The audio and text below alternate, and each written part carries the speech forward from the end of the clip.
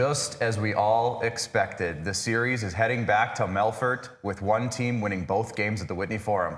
Exactly how we all predicted it was going to happen, right, guys? Not really. Not really. SJHL Weekly is live. Welcome in to the SJHL Weekly studios. I'm Clark Munroe. I'm joined today by Rory McGouran and Jamie Neugebauer, who just got home from Flin Flon not that long ago. Guys, we have a lot to get into today. We're going to be recapping games 1 and 2, of course. On top of that, we're going to be joined by the, what's the good word for this? The famous, the beloved Rob Hart. Love it, yeah. Rob Hart is going to be joining us in next segment, and as well as the up-and-comer, Ben Thompkins from the Melfort Mustangs. So we got both voices of both teams going to be joining us on the show today to kind of recap what just happened. Because honestly, it was a crazy couple of games. I think we would all agree that not too many people saw it coming the way that it went. So we'll get into that in just a second. But first, let's thank our sponsors, of course. They keep the lights on. Of course, UPL Canada brings everything to you. The playoffs, all the broadcasts, everything UPL Canada. Borgo Canterra Seeds, obviously sponsor of this beautiful trophy beside me here. Capital Auto Mall, Chevrolet, Great Western, Nutrien, RBC, Saskatchewan Construction Safety Association, Sask Lotteries, Tourism Saskatchewan, Sask Energy, SGEU, and SGI. Thank you to all of those sponsors, and they all are awesome partners to have.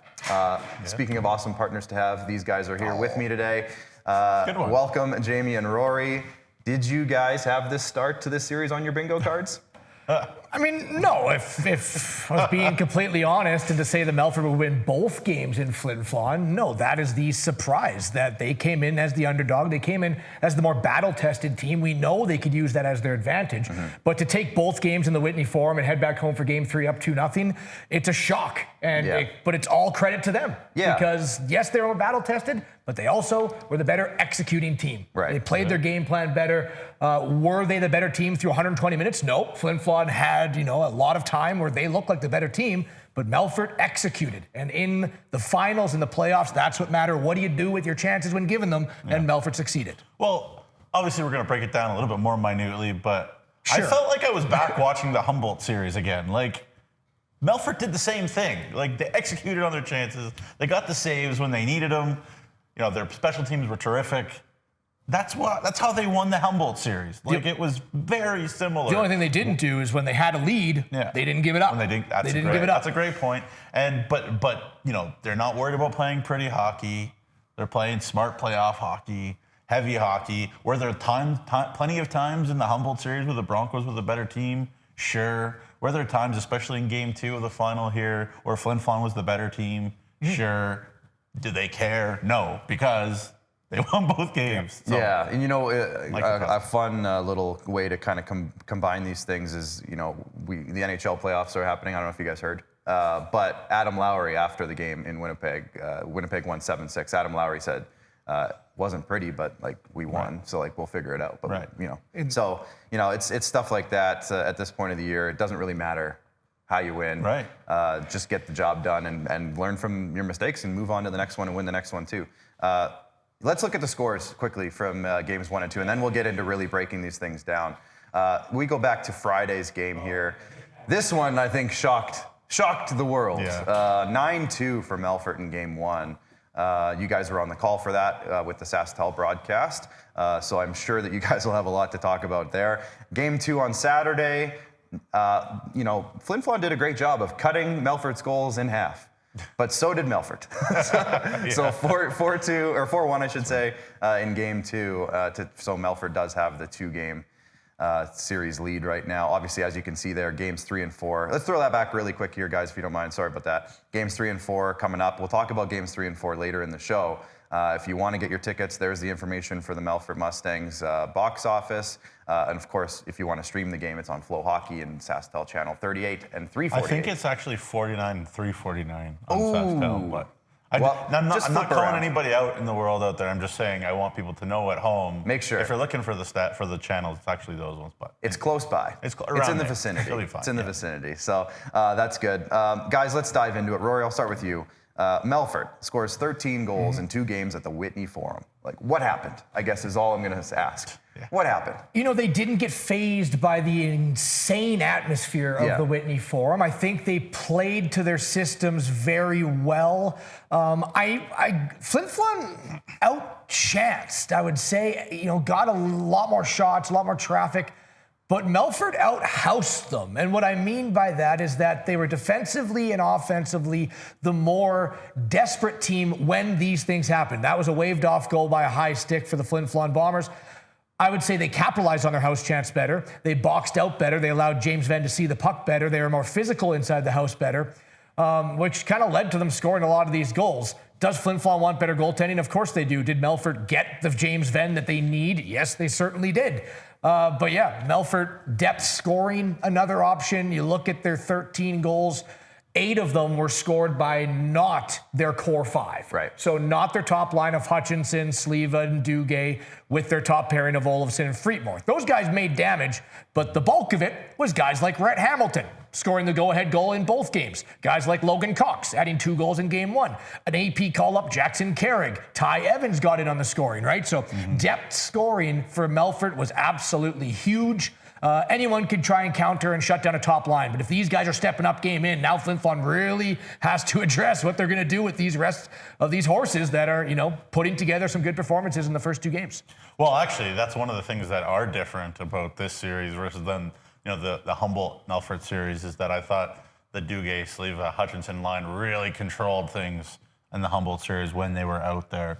I actually think Flin Flon did an all right job, actually, on those 3 guys in these 2 games. You know, there are lots of metrics you could look at as well to say the Bombers weren't that bad over these 2 games as well. Definitely not in game 2, and we'll wait until those highlights come on, I guess, to talk about that specifically. But there's a feed from Sleva, and he's obviously playing out of this world, as is Chase Freetmore, who's, again, just a man in these 2 games, and he's been a man, you know, the whole playoffs. He's been on fire. So it was an interesting 2 games. People look at the score, a lot of people messaging me and being like, oh, 13-3 and whatever. And obviously that wasn't the plan at all for Mike Reagan and the Flin Flon Bombers. But there was also a lot of ways in which it was a pretty tight 2 games and could have gone either way in a lot of ways. So, Roy, you're right. Like, I think the home plate desperation was something that Flin Flon did not figure out over the 2 days.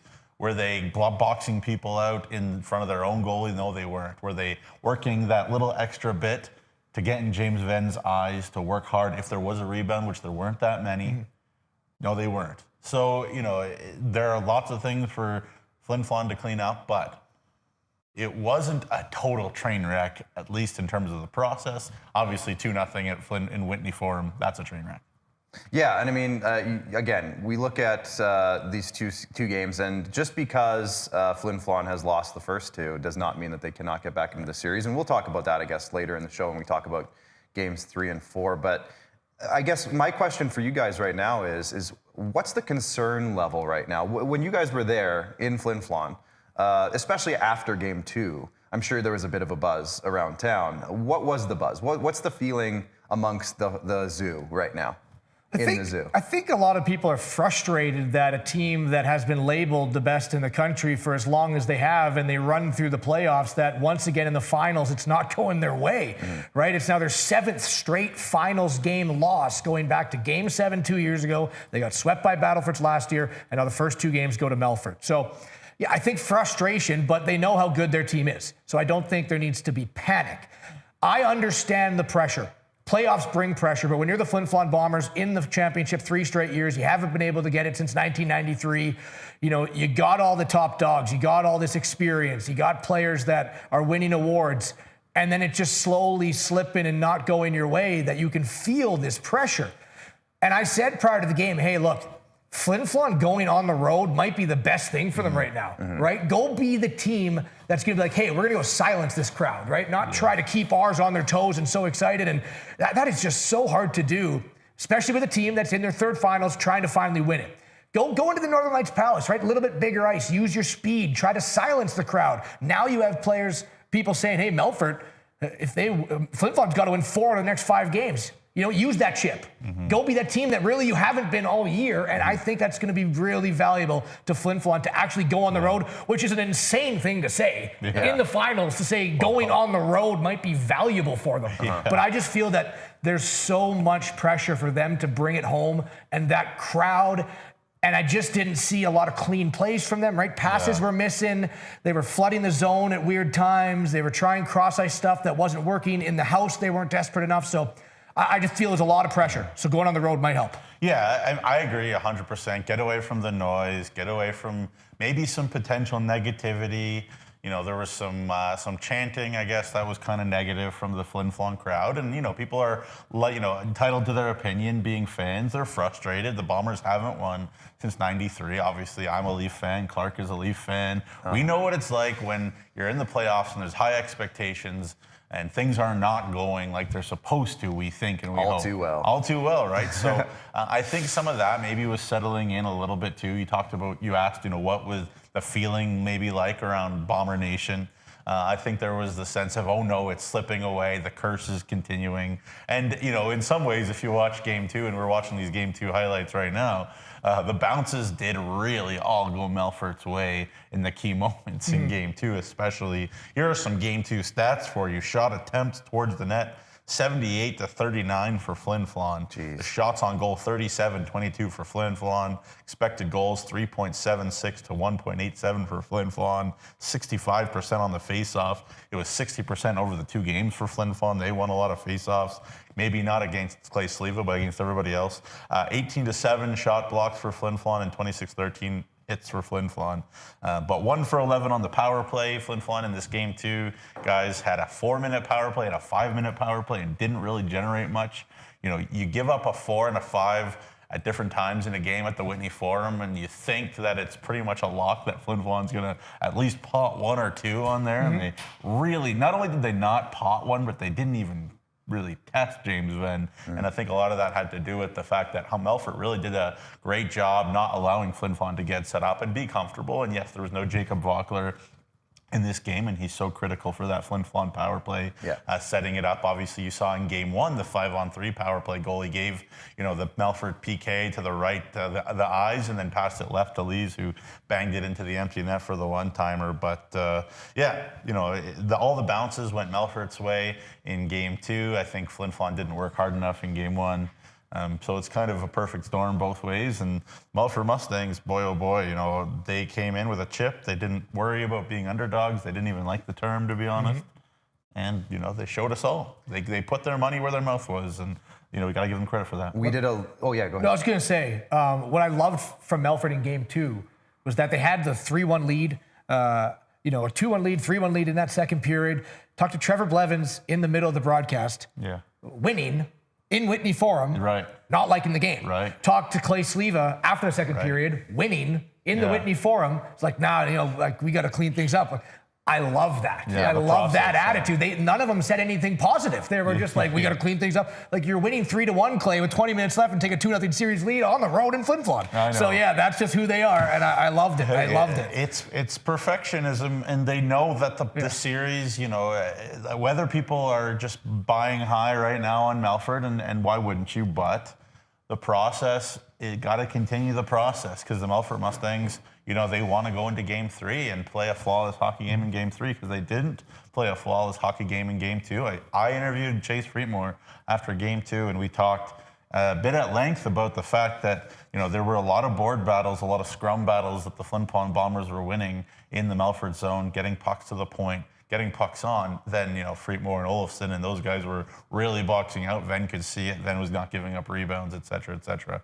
But that being said, I agree, Rory. It blew me away when I was watching, and we were calling the game when they were being interviewed by Nick Nielsen on the side, who did a wonderful job with Nolan Cole as well, and yourself. And they were like, we are not playing good at all. Like, this is a disaster, essentially. I'm exaggerating a little bit, but I was like, man, these guys are hard on themselves. And it's the Whitney Forum. It's not going to be perfect. But the Mustangs did a good job. Now's the time to be super critical of every little detail, especially when you're up against a team like Flin Flon, I would say. And, there's this really old adage, guys, that we've talked about it a lot, but you're not in trouble until you lose a game at home. So what happens when you lose 2 games at home?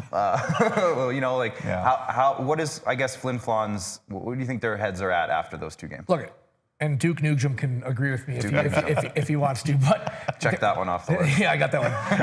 Whoa. You all right? Yeah. Okay. They're in trouble. Yeah. They got to win 4 out of the next 5 games, right? I mean, that is hard to do against any team with the parity in this league. Yeah. They're going to need better goaltending. Regardless of who they go to, their goaltending's got to be better. Laser Hume finished the 2 games with an 8.15. James Venn with a 9.64. Right? That just discrepancy is too hard, I think, to overcome. And they're going to need to get the power play going. We know that Flin Flon's power play was the best all year, best in the playoffs coming in, and it hasn't been the best. Right? So if they can get the goaltending, the power play, then that trouble is obviously a little less. But those are just the 2 main things. We talk about special teams and goaltending all the time. So they've lost both games at home. They're in trouble. They're not by any means out of it. We know who the Flin Flon Bombers are. They just need to work on a couple things. I think their game plan was good. I think they were the better team for a lot of those 2 games. But they didn't get special teams and they didn't get goaltending. So and just to focus on their power play for a second, yes, again, the health of Jacob Vockler is a topic, and he didn't play in game 2, and he is so important for creating on that Flin Flon power play to make that final pass that makes a thing happen. They got to find a way to make a plan B. Flin Flon's power play didn't need much of a plan B all year long. You know, they're trying to go east-west. They're trying to set up Lees or Anderson on the wings for the one-timers. You know, I remarked, I was like, oh, it's the Piccinino and McNutt unit on the power play. How often do you see that? But you need to find a plan B, Roy. If they can't get that puck into the bumper where Silvestri is, it makes those one-timer passes real easy for a goaltender to track down. And that's what happens. And Venn saw it. And will they just keep it, simplify a little bit, get a body in front, get a puck on, and work like crazy. We'll try to avoid bad words in front of the net in the blue paint and just bang a greasy one in, because it doesn't always have to be a beautiful one-timer. And last thing I'll say is the ice wasn't amazing. I'll have to say that too. There was that Junior B tournament that was up there. There was a lot of hockey. There was morning skates going on too. So again, this is just an excuse. The Melfort Mustangs found a way to play a really good couple hockey games too on the same ice surface. So they're both playing the same place. But gotta find a way for a plan B if plan A is not working. And I really liked your interview with Braden Klomosko last week. And you asked him the question, who would you pluck from each team? And his answer was Carter Anderson, because of how good he is on the power play. I think we just need to see that Carter Anderson come out a little bit. You know, and there's still lots of time in this series for that to happen. Like you said, they're going back to Melfort. If they can get the power play going, who knows? Carter, I hope Carter Anderson's nose is okay. Tough kid. He headbutted the glass himself, and his nose was bleeding like crazy. And he came back so fast. Like, man, that was amazing. Great job by the medical crew. Because I mean, we weren't sure, but there was a lot of blood. So either it was like, blunt force and the nose was broken, or the visor cut him on top of the nose. But he came back, didn't see a cut. I'm like, that's just an incredible job. Sure, he's having a hard time breathing if that's the right. Like, but by both Carter and the medical staff, for him to come back that quick was really cool. And I'm glad that there were no suspensions. Right, I was going to ask that as well. So sorry for. And if you had heard anything about that situation. Well, Justin Lee's game 1 obviously got a 5-minute penalty for, I guess, a cross check to somebody's face, and it wasn't that bad. I don't think. Like, he gets a penalty, it's a penalty, and the Mustangs, I think, scored on the power play. But no suspension. I think that's the right call. And then game 2, potential spearing on Ryan Duguay. But again, I think wiser heads prevailed. I'm sure you would agree with me, Rory. Well, and I mean, maybe if it happens the next time or something, there will be less complaining. Right? Like, the league did the work. The video that they had showed that no suspension was warranted. Hockey's a fast game. It's hard to call on the ice, right? People are going to make mistakes. That happens. They did the right thing. They looked at the video on both sides. No suspension warranted. So I don't know why people are all up in arms. That's exacty what they should do. Right, and neither team. We have the technology to go back and look at it. Both teams were in a similar situation. Both teams got let off the hook. So there should be no complaining from either fan base because neither team got any suspensions. Let's look at some viewer comments if we can do that. We'll start with over on YouTube. Our boy Kelly Lewick upstairs says, game 1 and 2, Venn got the key save at certain situations where Laser Hume played well, but just didn't seem to get that key save when the team needed it. Thank you, Kelly. We got lots of Mustangs fans tuned in over on Facebook. Patricia Gosman's checked in. Melfort earned their way to the final. Not sure how they are underdogs. They are a group of determined young men. And like we said, the underdog is simply because they're lower ranked. It doesn't mean that they're a worse team by any stretch necessarily. Kendra O'Brien Vanderbilt. This is a good one, and I really like her message here. Respectfully, perhaps we could stop with the what happened to Flin Flon and maybe just give Melfort some credit for working hard and winning the games. And I should say, like, I expected that kind of a comment from somebody before this thing, and I said to myself, make sure that when you talk, I can't control Rory or Clark as much as I'd like to. Sometimes. You can't control me. But I can't control you. But I did want to say, I thought, and I said to a lot of people that I thought Melfort played two terrific road games. And that was the biggest bottom line, more than anything that Flin Flon did poorly. Melfort played great. Yeah. So good point. Steven Soiko's checking in, our boy Steven. He says the Phantom Light Distillery Bar on Wheels is going to be in Melfort for Game 3. We miss those boys in Game 1 and 2. I know Director of Marketing Jacob Faith is good buddies with those guys. He loves them. I love them too, but they're beauties, so happy to see them. And Tara immediately asked, Tara Mitchell-Montaigne, with peach tea? Yes, I'm sure that'll be there. Again, just like I can't control them, we can't control what they say. Exactly. Evan Reed said, going to see a different Bomber team come Wednesday. I would bet money on it. I think we all would agree with that. And like I said, lots of Mustangs fans just kind of checking in saying, go Mustangs throughout the comments here. So make sure you send in these comments. We want to hear from you as we go along.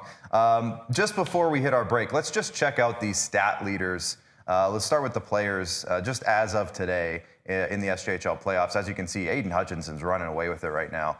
He's a man possessed.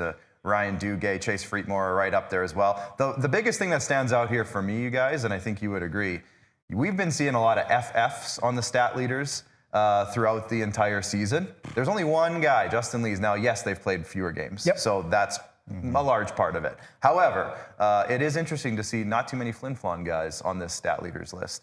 Let's quickly look at the goalies, and then we can kind of jump into maybe if you want to add any thoughts. Money Mac. Money Mac. John McPherson is just running away with the goalie stats in the playoffs so far. But no, Harmon Laser-Hume, he's right up there. Now, those numbers have dipped. He was at the top. Those numbers have dipped after these last couple of games. James Venn has moved his way up. And Benjamin Motu, solidly in fourth place, Rory. He was so good.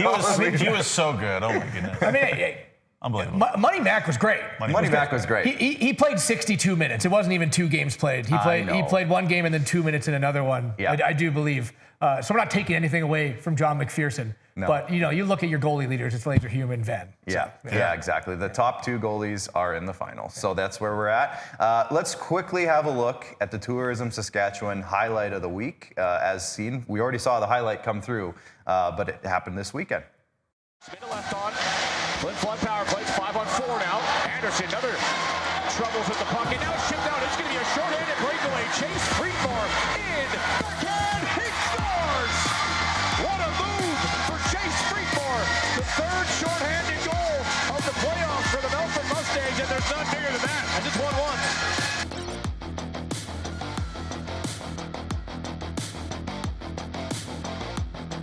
And a beautiful play and a beautiful call, Rory. Thank you. By the way, always got to give the compliments to the broadcasters as well. We're going to hit a break. When we get back from that break, we are going to be joined by the one, the only, Rob Hart from up in Flin Flon. So we'll see you after the break. It's the 2023 model clearout at Capital GMC. Drum roll, please. 0% financing is back. For a limited time, finance rates are as low as 0% on select new 2023 GMC Sierras. CapitalGMC.ca.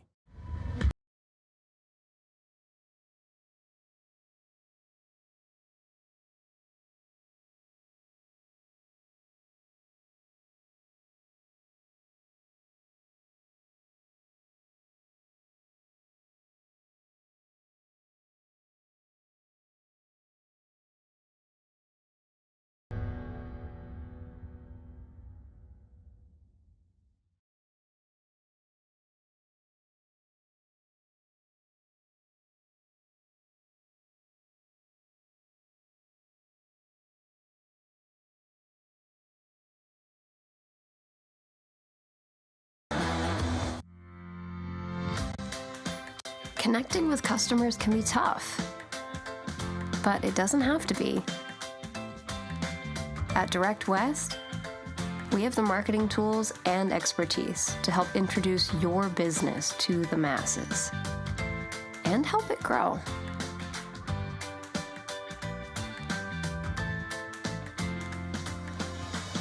Connect with more customers. Direct West. As a student, things can pile up fast. Ouch. But the RBC Student Banking Bundle makes back to school easier with up to $275 in value. That's a whole pile of takeout. Enjoying what's around you. That's what it's all about. Farm to table, in season, locally foraged, look out the window and that's exactly what you'll see on your plate. It's the kind of experience that you'll compare everything else to for years to come. And it's so close, you can almost taste it. Indulge in our unlimited lakes and parkland. Saskatchewan. Today, online bullying is more common than ever, but there is help. SaskTel wants to solve this problem. It's why they created Be Kind Online. If you're a victim of online bullying or know someone who is, or even if you just want to stop it from happening to anyone, this is a place to learn what you can do. You can find lots of tools and tips to help you stand up to cyberbullying. Be Kind Online is a place to learn how to stay safe as well, to learn best practices and plans to stop cyberbullying before it even has a chance.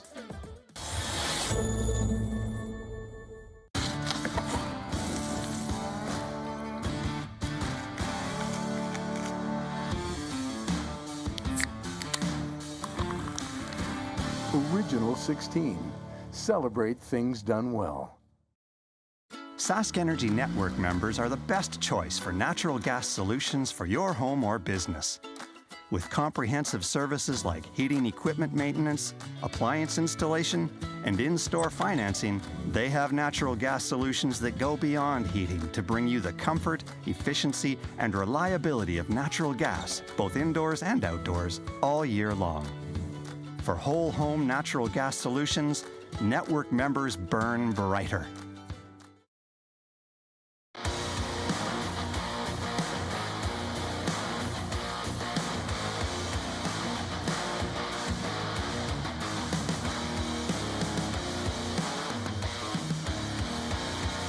All right, welcome back inside the SJHL Weekly studios. I'm Clark Munroe, joined by Jamie and Rory beside me, and we are going out on the video chat now to be joined by Flin Flon. Whoa, say that one more time. Flin Flon Bombers voice. Too many syllables there. Rob Hart. Rob, welcome to the show. Thanks for joining us today. Good afternoon, gents. How are things treating you for a Monday? Well, it's rainy, but at the end of the day, we're talking hockey, and that's always a good thing. Rob, a couple of I'll call them shocking results, I guess, in games 1 and 2. A lot of people didn't see them coming necessarily. Can you give us kind of your maybe analysis of the first 2 games of the series?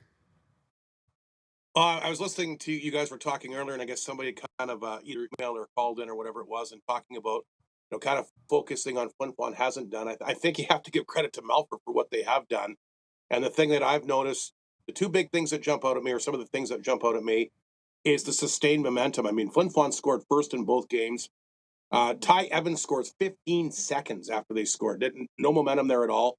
And after Flin Flon grabbed the 1-0 lead, a nice goal by Justin Lees to open up game 2, Friedmar gets the shorthanded breakaway and scores, and they haven't looked back. They've had all the momentum, and boy, defensively have been fantastic. And I think Nukes was pointing out how good that penalty killing unit is, and that's the best penalty killing I've seen against Flin Flon all year. Yeah, that's a great point, and we didn't mention in our recap, though, how quickly each time, boom, boom, right back into it. I got to ask you, too, Rob, I think a lot of people came into this final and, 8 games, 8 wins, second in CJ, first in CJ most of the year. I guess what's your sense on this Flin Flon team's practice level when it comes to adversity? Have they had enough adversity that maybe the people on the outside don't see enough, that they can kind of dig deep and have that leadership in the locker room, or is there some concern there from your part? Well, they fought through it at the end of the year. I remember at the end of the regular season, I think they were 4-5-1 in their last 10, and came through and played 2 really good series against Kinnersley and Battleford. I think they just have to, they got to find a way to get some momentum, and they got to find a way to break through. I mean, that Melfort defense is good, and they just keep everything to the outside. And the shots are deceiving from Saturday. Yeah, there was a lot of shots, but a lot were dump-ins, a lot were from the outside. And I think if Flin Flon can find a way to get in tight, they got to get some. I mean, James Fed's a good goalie. You got to get some scoring, some good chances on him in tight, and I don't think that they've had enough of those in the first 2 games. If they can do that, I think they'll be all right. Yeah, Rob, even as a broadcaster, it's kind of hard to control your emotions in the Whitney Forum and Flin Flon, especially during the finals. It's absolutely insane. Do you feel that maybe leads slipped away that quick because of emotions and just like not being able to control the high of getting the opening goal of the game, and then all of a sudden you lose an assignment and boom, it's in the back of your net? Is that maybe a message that, guys, we can score often, but when we do score, we got to go back to details? Well, I mean, see, in the first 2 series, they were scoring goals, and the other team wasn't coming back and scoring right away. Like, Flin Flon had all the momentum in the first 8 games. They would always get that early goal. It would propel them, whether it was at home or on the road. They played very good on the road, too. And this has been a bigger bounce back from Melfort than what they've experienced in the first 2 series, and it should be. I mean, Melfort's a good hockey team, second overall. A great series with the Humboldt Broncos, and they brought a lot of momentum in. And I think Flin Flon was sitting around for 10 days. Didn't have a lot of emotional curves in the first 2 series. Things pretty much went their way. So it's a little bit new territory, but now they've got adversity and absolutely have to have the game on Wednesday. And I'll tell you what, I think Flin Flon's going to play their best game of the series on Wednesday. Yeah, for sure. I listened to a post-game report, maybe after the Canadian University Championship with New Brunswick coach Gardner McDougall, who was talking about Lady Mo. Lady Mo, you got to find Lady Mo. She's a hard lady to find. And we all love her when we got her, so she's a hard lady to find. I got to ask you too, Rob, I know you're around the community. We were in Chicken Chef there, which is obviously terrific. And, people were coming up to you and, what do you think, Rob, and whatever. What are people in Flin Flon saying to you, and what are you kind of saying back to them, either to calm the nerves or to agree with them? Or what are those conversations like, yesterday and today? I think it's pretty positive. I mean, I was just at the rink here before I came back to you guys. The Bombers were practicing. A lot of fans were there, and I think people are optimistic. And Mike Regan pointed this out on our post-game report on Saturday.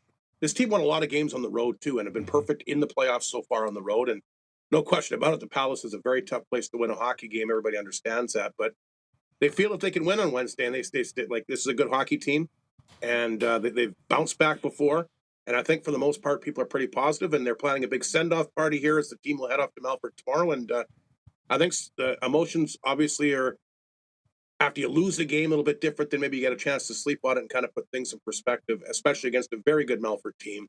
But I think for the most part, people are positive, and are very much looking forward to seeing how the team bounces back. And a number of Flin Flon fans will be in attendance for those 2 games in Melfort Wednesday, Thursday, which should help too. That we don't doubt. Just for a broadcaster that gets to see, Justin Lees play each and every game, and we were breaking down the first series and the second series, this guy was the catalyst towards every, either momentum grabber or momentum keeper that you guys had throughout those games. And I'd fair to say he's been, at least your best offensive player in these first 2 games. Just, did you see everything you wanted to see out of Justin Lees and finals Justin Lees in the first 2 games? Well, he's got 2 of the 3 goals, so and he's had numerous opportunities, and he's to play, and he's great in the locker room. I couldn't imagine not. Put it this way, I feel a lot more confident with Justin Lees in the lineup than not having him in the lineup. And for their biggest game of the year on Wednesday, it's very important to have him in there. I kind of almost compare him to McKinnon of the Colorado Avalanche. Very similar styles, the way that they shoot, the way that they skate, and just the way that they come out and play every game. That's the comparison I make. It really is Nathan McKinnon from Colorado. The makeup is very, very similar. That's a great perfect comparison. I love that. Yeah, heavy too, like hard to play against. I was watching them torment the Winnipeg Jets last night. Yeah, there you go. Yeah. Fair enough. I gotta ask you. Speaking of the biggest game on Wednesday, I mean, again, we don't want to hammer it too hard because he's a kid, but it wasn't a great 2 days for Harman Laser-Hume. We just have to be honest. But is there anything that tells you there's any prayer that I'm sure I know where you're going with this, that Kenny Marquardt might see the ice on Wednesday? Not. You can say no, can't pass if you want. But also, if you do say there's no chance, then, what is it about Harman's personality and what you've seen from him that makes you think that he can maybe snap out of this just a little bit?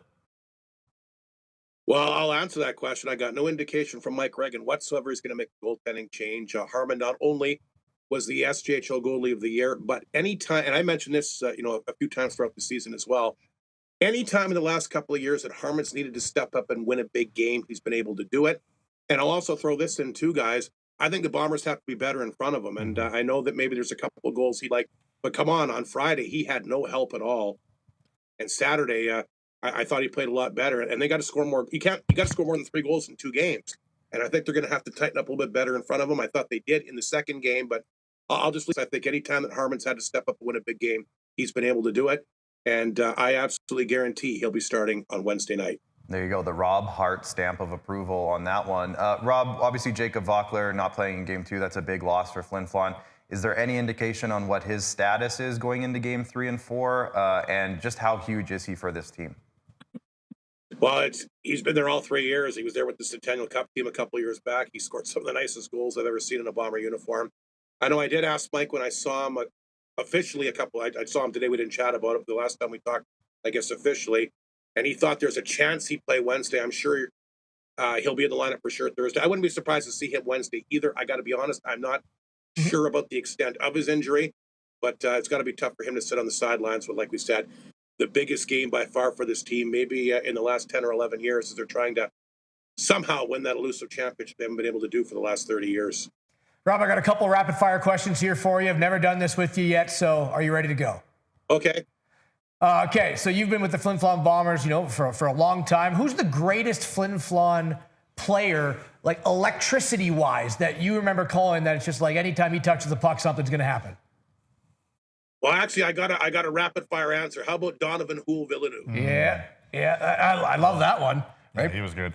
Yeah, he destroyed my Notre Dame Hounds in 17-18. That was crazy. How about a moment? Player. How about a moment for broadcasting? One that, you listen back to the call, one that just sticks with you, that you just, kind of cherish? Well, I'll tell you what, I'm going to bring back a memory. Before Mike Reagan was even coaching the team, it was the year after we hosted the national championship, and we won 10 games that year. And I'll never forget it as long as I live. It was at the end of the season against L'Orange, I believe. And John Lupel scored a goal with just under a minute left in the game to give Flin Flon the 5-4 victory, gave them their 10th win of the year. All kinds of fans. There was over 1,400 fans in the building. The ovation was incredible. And I thought, for a 10-win season, to see the fans cheer, and it was a moment that I'll never forget. I mean, a 10-win season, and you get fans cheer like that for the team to win a hockey game. That's a moment I'll never forget. I see a lot of Montreal Canadiens memorabilia behind you. Who's your all-time Habs player? Why don't you guess, Rory? See if you can guess. I don't know. The list of Habs players is immense, so I'll let you There's a couple of good ones. Yeah. A few, 1 or 2. Yeah. Maurice. I'll tell you, he's a goalie, Rory. I'll give you. Ken Dryden. Dryden? No. Waugh? Nope. Price? Yes. Waugh. Oh, right. Waugh. No, Patrick Waugh, my all-time favorite. Well, that's pretty much it. I will say, though, sometimes, especially with us calling the finals, broadcasters, right? We don't root for teams. And this was what was talked about in the Jets and the Avalanche game last night. You kind of root for people, right? And I know you've been with Flin Flon for a long time. I know you're wanting that championship. So I am rooting for you, and I'll be very, very happy for you if the Flin Flon Bombers come back and win the series. Well, thanks a lot, Rory. That's fantastic. You guys do a wonderful job, and here's hoping they can turn things around. But the Melfort Mustangs, a very good hockey team, and deserve to be where they are. So we'll see what happens. I can tell you one thing: the Bombers won't go down without a fight. So, Rob, just before we let you go, I'm going to do this. I'm going to do it. Every time we have somebody from Flin Flon on, we ask them to give us their Rob Hart impression or impersonation. Can you flip the script a little bit and give us a Mike Reagan impersonation by chance? I don't know. Mike's a pretty intense guy, and he's just a wonderful coach, and I've never really ever thought to ever try and do that. I'll just tell you that he's done a wonderful job for this program, and you talk about me getting a ring. I think there's a guy that really deserves one, and I was really happy to see Mike get the Coach of the Year this year. He's had a great program in place every year, and I know he'll have his team ready to go on Wednesday. 100%. Yeah, absolutely. Nobody doubts that, I think. So, Rob, thank you so much for joining us today. I'm going to let you go, but we'll chat again soon for sure. And I guess I'll see you guys on Wednesday. Yeah. Can't wait. There you go. Yeah, these guys. I won't be there, unfortunately. Take care, guys. But, Thank you. We'll chat again soon, Rob. Of course, that was... Sounds good. Thanks, guys. That was the great Rob Hart. Always love chatting with that guy. We're going to take a break, and another guy we enjoy chatting with is Ben Thompkins. He's on the other side of the break, so stay tuned. The Chevrolet Silverado 1500. Advanced power and capability to tackle the long hauls. Style to make a statement on the streets. Visit ChevroletOffers.ca to learn more. Increase your home comfort with high-efficiency natural gas equipment. Sask Energy offers rebates so you can lower your energy use and save money. For a list of rebates, contact a participating network member or visit saskenergy.com.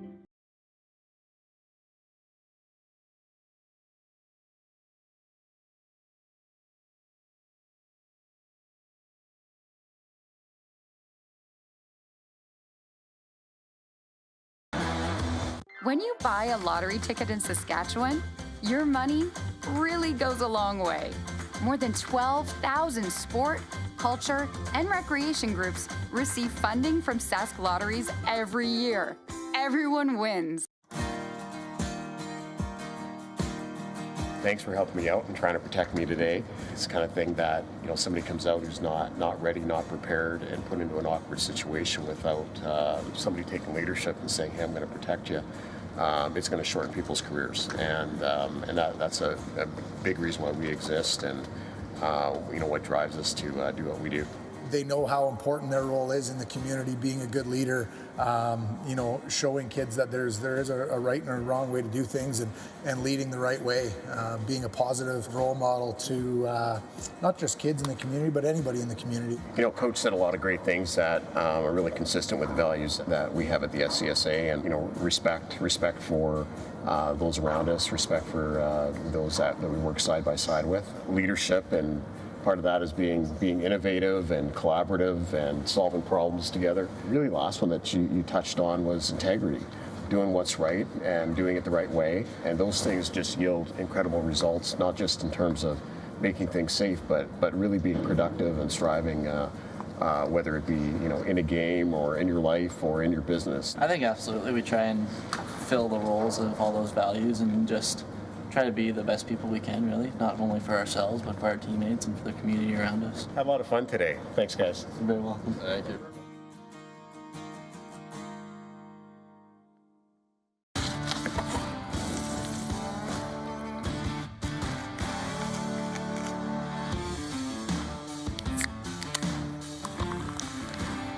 Original 16. Celebrate things done well.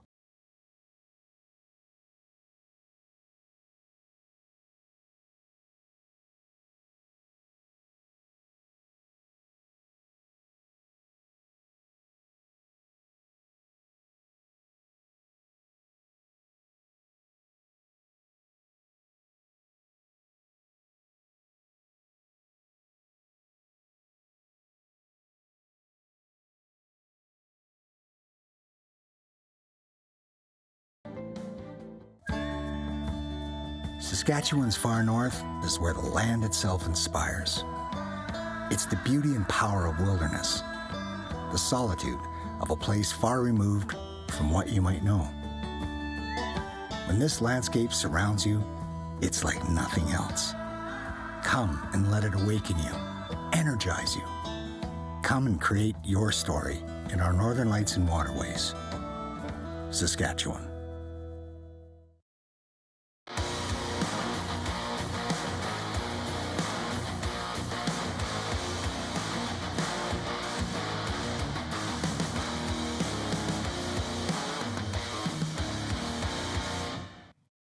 All right, we are back for the final segment of SJHL Weekly this week, and we're heading back out on the video chat line now to be joined by voice of the Melfort Mustangs, Ben Thompkins. Ben, thanks for joining us today. Absolutely, thanks for having me. We asked Rob the same question to kick off his interview. We'll ask you the same one. Give us your thoughts on the first couple of games. 13 goals for the Melfort Mustangs in 2 games at the Whitney Forum does not come easy. No, it doesn't. I think Melfort's probably right where they want to be. Obviously, 2-0 heading home is all you can ask for, but job's not finished. I think of that kind of Kobe Bryant clip where he's up 2-0 in the finals and he looks a little pissed off, and broadcasters like, hey, what's wrong? It's like, job's not finished. It's only 2-0. So boys have gone 2 straight rounds. I don't want to jinx anything, but we haven't been able to take that 3-0 series lead yet. So I talk about Flin Flon's going to play their hardest. I think Melfort wants to as well, because 3-0's a whole lot different than 2-1. Yeah, and I think that's a really good point. Both these guys were talking about on the SaskTel broadcast how when they were doing interviews with the players and with Coach Blevins during the games, they were all very much, serious-faced, and this isn't, it's not over yet. We got to clean things up. What can they clean up, Ben, after a couple of games like that? Well, I mean, obviously, maybe game one is a wash. I mean, it was still a game after 2 periods to play. It was 5-2, and then we just kind of buried it in the third. And yeah, obviously, you look at the shots in game two. Obviously, Ben had to make a lot more saves, but I think overall the team's done a lot better as far as quality chances. I think we gave up a lot more to Humboldt, so that's a little cleanup. But we still got to be hard on pucks, win those battles. Flin Flon had a lot more possession time, offensive zone time than we did, and obviously we capitalized on our opportunities as far as burying the puck. But I mean, if you're Trevor Blevins, if you're the Melfort Mustangs, you hope every game is game one, because you don't want to have to stress, you don't want to have to worry, you just want it over and done with, and you don't want to fight with fire, because Flin Flon's been obviously really good all year. Yeah, for sure. I got to ask you, Ben. I think Rory had the stat, pardon me, in the opening, that 8 of the 12 goals that were scored over the first 2 games were not that kind of core 5. Were not the Duguay, Sleva, Hutch, Freetmore, Olofsson, even though they were still very good. How much does it mean to you and to the Mustangs organization to kind of see other guys be the ones to chip in? Because a lot of people were saying, if it's not those 5, then who is it? Well, those guys maybe answered some of that question. To be honest, I think that's been our whole season. Obviously, injuries suck. We've had a lot of people out. Duguay was off to an unreal start, and then he missed, 3 months. Summers has been in and out of the lineup. We've had, guys gone for a long time. Ryu, Pigeon, all these guys. Thornton's been out for 3 months. So I think the fact that all these young guys have had opportunities since day one. We've had APs come in. I'm going to not try and take a shot at you, Rory, but I remember a game back in Humboldt that, the boys came in to the EPA with a 4th line full of APs, a backup goalie. We won that game. There was Battlefords to start March. I think we had, 10 dress forwards. I think we had 2 APs. We won both of those in North Battleford. So, ultimately injuries suck, but when you have that amount of opportunities for all these young guys to step in, they're ready. They're ready for the playoffs. It's not, it's not a shock. It's not their first time hitting the ice. And yeah, they're getting it done. They're working hard. But, when you get those opportunities, you feel a lot more settled in, and you feel like you belong there. Yeah, for sure. I mean, just a quick follow-up. You mentioned, Ty Thornton, for example. He's a guy that was there in Flin Flon but didn't play.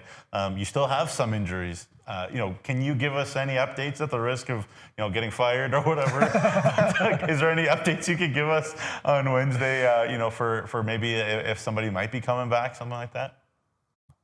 Yeah, I think there's a couple guys close. I won't share too much as Blev's secrets, because he gives me a hard enough time as it is. So I'm trying to stay on his good side. But no, I definitely think there's some guys out, but there's definitely some guys that are practicing and are, we're hoping to be back for game 3 or 4. So, definitely could see a different Mustangs lineup, and maybe we won't have 2 APs like we did in game 1 and 2.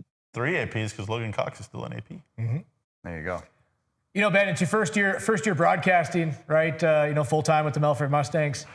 You sort of have in your first year these wow moments, right? I'm sure you've had a lot of them throughout the series, but just what was it like calling playoff hockey in the Whitney Forum, finals hockey in the Whitney Forum? Did you have a chance in the broadcast, maybe after Flin Flon, just to take your earmuffs off and just let it soak in that this is where you are? Because it's wild, and sometimes you got to take that second. Yeah, I mean, obviously I've been maybe blessed with one of the best rookie seasons ever. I won't doubt that. The boys have been awesome, and obviously they've taken this group far, and I'm just happy to be along for the ride. I definitely think it helped that obviously we had 3 regular season games in Flin Flon, and their crowd's always good. But when it's a Sherwood division battle, they're going to be good. Felt like there was always at least 1,000 fans, so I knew what to expect a little bit. I mean, obviously they were pretty crazy there in games 1 and 2, but I mean, it helped that Melfort responded right after that first goal. We weren't trailing for a long time, so we kind of took the crowd out of it. But yeah, it was pretty awesome to be calling finals hockey. But to be honest, I think it helped that that Humboldt series went 7 games, and there wasn't much time to think about it. It was just keep going, and you're still riding that high of the emotion, and hopefully the boys can keep it going. Did the noise shock you at all, or were you expecting it to be at that level of decibel? I expected it. I mean, I'm still impressed. Don't get me wrong. I wish every SJHL rank was like that. And I mean, I'm not gonna, take a shot at our fans. They've been awesome this playoffs. They've been awesome all year. But I think Flin Flon is just a little bit different atmosphere. It's a bit of a tighter building on the sides. Northern Lights Palace a little bit more open. But we saw what it was in Game 7. So expecting the same home and away. Yeah, for sure. Obviously, it's been talked about a lot. You have a leadership group, Laith Olafson and Chase Freetmore, and obviously Duguay and Hutchinson are all veteran guys. And then you throw in Clay Sleva, who was the captain where he was in Yorkton. And some people might say, there's a danger of this Melfort team maybe getting ahead of themselves, keep not letting their feet, stay on the ground at their 2-0 up, heading home. How critical is it with having all those veteran guys keep this team in check and know that, Game 3 is going to be a tough one too, because they got great leaders, no question. Yeah, I think it goes back to those, first two series. I think, sometimes we've come out a little bit flat in the first period at home because maybe the nerves are there. But yeah, I think if you look up and down, throughout our lineup, obviously picking up a Nolan Henderson, I think an unrated signing was, Logan Cox picking up just after, the deadline. Him and his, little brother, obviously Kinnersley let him go. And we were very, very happy to take them both. Obviously, Logan there had played with before. So I think, experience, this team is so built together. They all have the same mindset. There's no me, there's no I on that team. They all understand and they all play for their leaders. And I think we know what's at stake. Flin Flon was the best team all regular season into the first 2 rounds of the playoffs for a reason. And one of the things that assistant coach Ty Sugar was always telling the boys is, don't weather the storm, take the storm to them. And I think we did that in games 1 and 2. And I think the message will stay the same for Wednesday and Thursday. Okay, rapid fire time. Benny, are you ready? Absolutely. All right, I know that you are a self-acclaimed, you'll even tell people you're a picky eater, right? So if you win the cup, what are you putting in it? Because we've heard all sorts of stories, but because your sort of palate and appetite is much more minimalized, what are you throwing in there? I'm sure I won't even get a choice. I'm sure the boys will bug me and they'll have about a 4 liter of white milk and chocolate milk, and I can choose between those two. Chicken nuggets. I got a Game 1 first ever broadcast story, right? I pride myself on my preparation. I was over prepared for the first game I ever broadcast. As soon as that puck dropped, everything just went beep.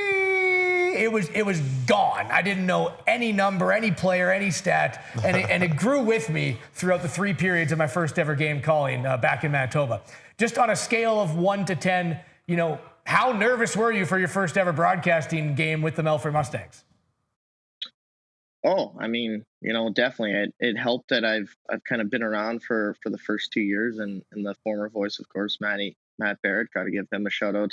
Has always really, really helped me. I got to, hop on color a few times, was doing some flow hockey games in last season there at the Palace. So yeah, I was definitely nervous, and it actually happened to be in Flin Flon, a 2-1 overtime for the boys. Flin Flon's home opener. Hutchinson got the goal. So yeah, I you definitely were prepared, and you're a little nervous, but yeah, as soon as you get going, you just get into it, and it was great that it happened to be a good game, and the boys won, and yeah, that overtime call was fun for sure. It was my first realization. I was like, all right, this is pretty fun.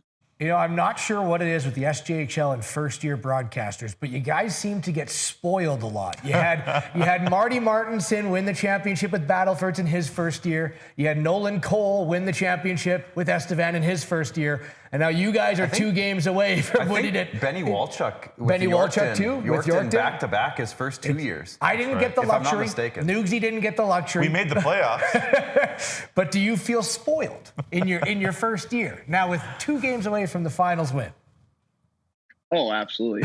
First thing I said to Blevy on the bus when we were going home was, you've treated me to a heck of a rookie season, and hopefully it gets even better from now on. But yeah, I mean, it's, I've been around Melfort for the past, 2.5 years. So I did see the, Yorkton, upset us in Game 7 there in the first round. Obviously, I saw, Battlefords, who was an unbelievable team last year, sweep us in the second round last year. So I've been around a little bit, but obviously when you're with the boys all the time, when you're at every game, it's a lot different. But no, 100%, I've been spoiled. I've chatted with my dad on my phone. He's like, buddy, you better enjoy this, because, you know, this is a memory of a lifetime for sure. And it doesn't happen for everyone. So yeah, no, I'm very appreciative of the team. All good. I think, if I'm not mistaken, too, thinking back when Melfort won their back-to-backs in 15 and 16, I think Brandon Crow was the voice, and I think it was his first years as well. So first-year broadcasters, man, if there's a team out there looking to change things up a little bit and, you know, just get a new broadcaster. Nugsy, watch your back in Notre Dame, man. Anyways, Benny, thanks for joining us today, Benny. We're going to let you go, but enjoy the next few days. And like Rory said, take a moment to soak it all in, buddy. Mm-hmm. Yeah, absolutely. We'll see you on Wednesday and Thursday, and yeah, here's hoping. All right, that was Ben Thompkins, of course, from the Melfort Mustangs. What a first season for him, man. What a fun storyline that is on its own. Guys, we have a few things to get into before the end of the show here. Let's start with Nugsy, and let's go into Nugs and Notes. Yeah, I don't have a ton to talk about, but got to mention Josh Meternak, the Battleford's North Stars, former Winnipeg Ice as well, Western Hockey League. He committed to Nate. I think he was also in Whitecourt in the AJ. He's going to Nate in Alberta there, so good congratulations to Josh. At the SO Cup going on right now, the women's, the girls U18s in Vernon, BC, the Regina Rebels lost their first game yesterday of the tournament, 7-6. To North York, which is actually really close to my house. But anyway, or where my parents live anyways. 7-6, and they're facing Quebec right now, actually, at the SO Cup there in Vernon, BC. So I hope the Regina Rebels do well from all of us here. And then the last thing that I'll mention is that in Melfort, you guys are going to get a real treat, because games 3 and 4, I know I can guarantee will be covered on social media by our own boy Tater Tots, Connor Tate, the incredible Kindersley Clippers media guy. He's going to be doing some media stuff and working with Clark and I, so that'll be super cool. He's already made an unbelievable promo video that comes out tomorrow morning. There's a little teaser, but yeah, Tater Tots, what a beauty. Great to have him. Yeah, Connor Tate, he's a special guy. Doing big things out there in Kindersley. Let's just bring up the bracket really quick as we kind of just dive into games 3 and 4 here before we let you guys go. Obviously, as you can see on the far right side there, game 3, Wednesday at Melfort, 7:30 Saskatchewan time. Melfort, the commanding 2-0 series lead right now, 9-2, 4-1 in the first 2 games, guys. What are your thoughts heading into game 3? Rory, let's start with you. Yeah, it's weird how pressure switches, right? And I know momentum can change very fast. Pressure, maybe it takes a little bit longer. But when you look at game 1, I'd say pressure was 60-40 on the side, maybe 70-30 of Flin Flon, right? Melfort, I think, was coming into game 1 with less pressure. Game 2, I'd say it was 90-10 pressure on Flin Flon. It's weird now. And, you know, Nuge kids on the block can correct me if I'm wrong. But I think that it's got to be 80-20 pressure on Melfort now, right? With a 2-0 series lead, now you're going home. You know you've done a lot of things right. You know that you can still shore some things up. You know that Flin Flon had moments, many moments in that game where it couldn't have been 9-2 and it might not have been 4-1, right? Where they would have stolen momentum. You can't let Flin Flon, you know, build on a win, right? Because then they win 1, then they win 2, then it goes back to Flin Flon. Is more pressure. Right? And you can agree or disagree with me now in the hands of Melfort after 1 game. No, I mean, I think Melfort still has 3 games at home. But how important, I'm talking game 3 specifically, you're eliminating those. Pressure to win game 3, is it still on Flin Flon because they don't want to fall down 3-0, or is it on Melfort because you give Flin Flon an inch, they're going to take a mile? I still think the pressure's way more on Flin Flon. Like, first of all, Melfort has had a home ice advantage in every series that they've been into, so they go home for game 3, and you know it's maybe a case where they did take the foot off the gas because they had a great start in the series against Humboldt as well, and also obviously at home against Estevan, but then they went to game 3 and it was on the road and it was in Estevan and it was a penalty-filled wild one, and Clark County called it together, and the Estevan Bruins found a way to win. So it's a totally new circumstance is my point for Melfort. So there's not the pressure of, it went this way before, because it's the first time that they haven't had home ice advantage. But they've stolen that completely from Flin Flon. So I still think they're flying high. They got great leaders. Not saying, I'm predicting a win one way or the other, but I still think the pressure is hugely still on Flin Flon. We were talking about before with that feeling of being the Leafs kind of and being expectation, and it's slipping away, and everybody back home expects this series to be, dominated by Flin Flon all over the world. What's going on? What's wrong with Flin Flon? Blah, blah, blah. But, I still think the pressure's big time on Flin Flon, way more than Melfort. Yeah, and how big is that crowd advantage going to be for Melfort now? You saw it last round, Melfort Humboldt. Nugsy, you were at the games as well in Melfort, but that crowd came out really big in the second round, and I imagine that they're going to be even a little bit crazier in this round. Can you just kind of talk about how the crowds have been in Melfort in the playoffs so far? Well, Game 7 was crazy. Yeah. Game 7, I think I don't remember where I said it, but I was like, they kind of did a Whitney Forum impression in Game 7 there between Humboldt and Melfort. That was ridiculous. And then, obviously there's a lot of Humboldt fans, and there will be a lot of Flin Flon There was Bomber lots fans. of Melfort fans. Oh God, Don't take it away from them, Rory. But I'm saying noise was brought by both combating sides. It was just amazing. Yeah. Hey, everyone had horns and everything. And I think the fact that it's 2-0 Melfort, and they're on this run, and obviously the Mustangs mean so much to that community. I think it'll be, huge. But I think that's fine, like for Flin Flon. They're used to being in a raucous, crazy environment. And as I think you said really, really eloquently, Rory, like the Bombers just need to go and play hockey. Like, don't worry about anything. The fact that they're down 2-0, it's kind of a new world where they have adversity. They're not, some people might be counting them out. Obviously, none of us are. I don't think anybody with sanity, I don't want to insult anybody, is counting them out. But the thing is, they can just go and play hockey and not worry about expectations and not worry about, being at the Whitney and all the pressures that is. They can just go, and I think that's going to be good for them. I went, I'm looking right now on the Melfort Mustangs website to get tickets, and there is maybe 200 tickets left for this one. So for Game 3. So if you're looking to go to Game 3. 2 days from now. Yeah. If you're looking to go to Game 3, do not think that you're going to walk up and get a ticket at the door. Get them now, get them early. Go to the office if you have to. Get them soon, because there's, quick math, I'm going to say there's about 200 tickets left, maybe 250. So not many left, right? Not many left. And if you can't, SJHL. SJHL. Yeah, we're having a great time calling it, I'll tell you that much. Yeah, it's been awesome. The whole crew will be back. Nick Nielsen, Nolan Cole will be back. These guys are going to be on the call, so it's going to be a great time. If you can't make it to the game, or if you're from, not from the area, get on Flow Hockey, watch these guys on SJHL. It should be a great time there. Guys, any final words before we let the viewers go for the day? Nope, I think this series is far from being over. I think Melfort, has what we would consider a commanding 2-0 lead, but I'm never counting out these Flin Flon Bombers. Man, I've seen them all year do what they do, and it's going to be an awesome Game 3, but we know how pivotal it's going to be. Yeah, I think some people were like, oh, like this series has lost some drama, blah, blah, blah. I'm like, that's crazy. No.